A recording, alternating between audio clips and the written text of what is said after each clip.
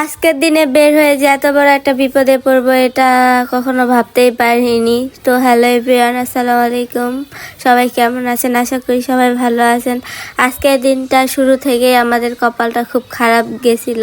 প্রথমে বাসে উঠছি, বাসে সিট পাইনি, পরে ওখানে দাঁড়াইছিলাম।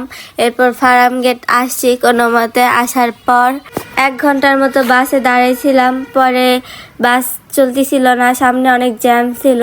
জ্যামের কারণটা 1 ঘন্টা পর জানতে পারছি যে ছাত্ররা আন্দোলন করতেছে। আর ভাইরে ভাই, ঢাকায় একটু কিছু হইলে আন্দোলন আর আন্দোলন। এত আন্দোলন করতে কিসের জন্য হবে? মানুষকে এত ভোগান্তিতে ফেলায় তারপরে আবার রাস্তার মধ্যে আন্দোলন। আন্দোলন করবে ভালো কথা, অন্য একটা সাইডে করুক। রাস্তা থামায় তারপর গাড়ি ঘোড়া থামায় আন্দোলন করার মানেটা কি? তো আমরা ওখানে অনেকক্ষণ দাঁড়াইছিলাম ফার্ম গেটে। তারপর বাস যাবে না, এরপর সব যাত্রীরা নেমে পড়ছে। নেমে যাওয়ার পর এখন কি করব? এখান থেকে রিক্সা ভাড়া অনেক। তো আমরা সবাই মিলে ডিসিশন নিলাম যে মেট্রোতে যাই। তো আমি বলতেছিলাম আমি কখনো যাইনি, আবিদও কখনো মেট্রোতে যায়নি, তো চলো মেট্রোতেই যাই, গেলে অনেক ভালোই লাগবে। কিন্তু ভাই আমি তো আর জানতাম না মেট্রোতে তো লোকাল বাসের থেকেও খারাপ অবস্থা। এখানে মেট্রোর জন্য আমরা দাঁড়াইছিলাম, অনেক এক্সাইটেড ছিলাম। এই মেট্রো যাওয়ার পর একটা মেট্রো আসবে, তখন আমরা উঠবো। তো মেট্রোর ভিতরে ঢুকছি, কিন্তু একটু পা ফেলানোর জায়গা ছিল না ভাই। নিঃশ্বাসটা যে নিব, ওই নিঃশ্বাস নেওয়ার মতো জায়গা ছিল না, এতটাই ভিড়। আমি আর জীবনও কানে ধরছি, আর জীবনও মেট্রোতে উঠবো না। মনে হয় এর থেকে লোকাল বাসই ভালো। অনেকক্ষণ পর আমরা রমনা পার্কে চলে আসছি।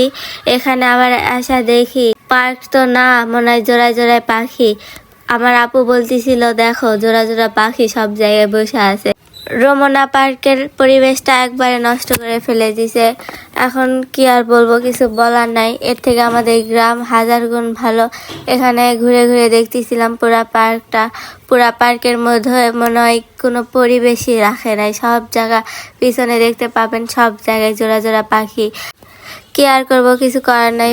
পরের হাতটা ধরে একটু ভিডিও নিচ্ছিলাম এখানে ছায়ার মধ্যে। এই ভিডিওটা আমার অনেক পছন্দর, যে ছায়াতে দুজনের ছায়া দেখা যায়। এরপর আমি আপুকে বলতেছিলাম, আপু আপনার বাসা তো রংপুর, আপনি কি রংপুরা মফিজ? বলতেছে না আমি রংপুরা মফিজ না, রংপুরে যারা থাকে সবাই কি মফিজ হয় নাকি? আমি বলতেছি হয় তো। পরে বলতেছিল তাহলে তোমরা কি?